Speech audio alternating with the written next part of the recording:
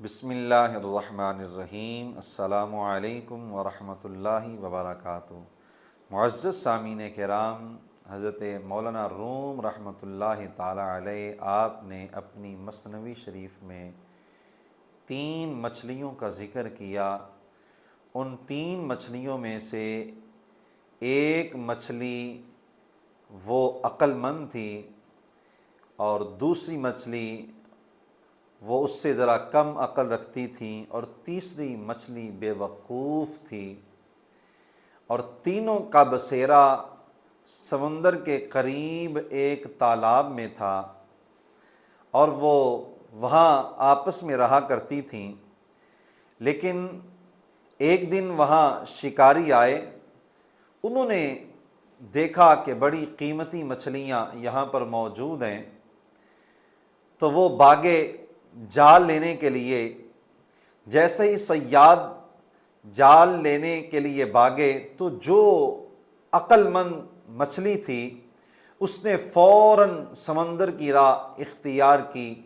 سمندر میں اس نے کافی کوشش کر کے تالاب سے نکل کے وہ سمندر کی طرف چلی گئی، اور خطرہ بانپتے ہی، اور جو اس سے کم عقل والی مچھلی تھی وہ اپنی عیش و عشرت میں وہاں زندگی گزار رہی تھی۔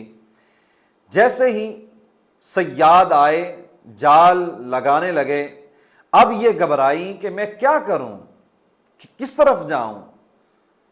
اب اس نے بڑے ہیلے بہانے سوچے، کاش میں اس مچھلی کے ساتھ چلی گئی ہوتی، سمندر میں جا کر میں بھی بچ جاتی۔ لیکن بڑی تدابیر کے بعد اس نے یہ سوچا کہ میں اپنے آپ کو الٹا کر دیتی ہوں، یہ شکاری سمجھیں گے کہ میں مر چکی ہوں اور مجھے یہ ضائع کر دیں گے۔ اب اس نے ایسے ہی کیا، شکاری آئے، جال پھینکا تو دیکھا کہ یہ مچھلی مر گئی ہے۔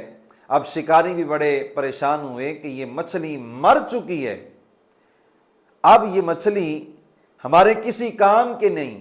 انہوں نے اس کو پکڑا اور یوں کر کے سمندر میں پھینک دیا۔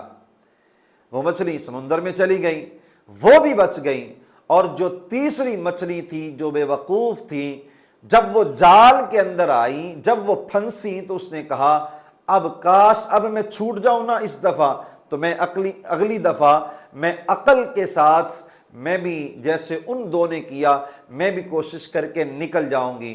لیکن اب وہ جال میں آ چکی تھی۔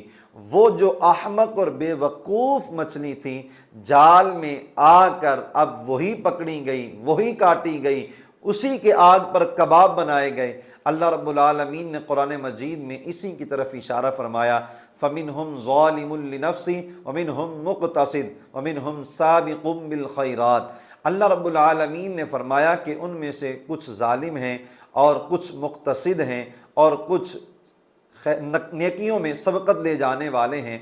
اور یہ پہلی جو مچھلی تھی یہ عقل مند تھی، اس نے عذاب اور خوف آنے سے پہلے اپنی نجات کی راہ لی، اور جو دوسری مچھلی تھی جو کم عقل تھی وہ بھی اس نے اپنی کم عقلی کی وجہ سے پہلے تو وہاں پھنسی رہی، اور پھر جب خوف کو بھانپا تو فوراً اس نے جو ہے وہ یہ راہ اختیار کی کہ میں اپنے آپ کو مردہ ثابت کرتی ہوں۔ بہرحال وہ بھی بچ گئی، اور تیسری مچھلی وہ تھی جو کہتی ہے کہ اب میں بس ہو جائے، چھوٹ جاؤں، یہ ہو جائے، وہ ہو جائے۔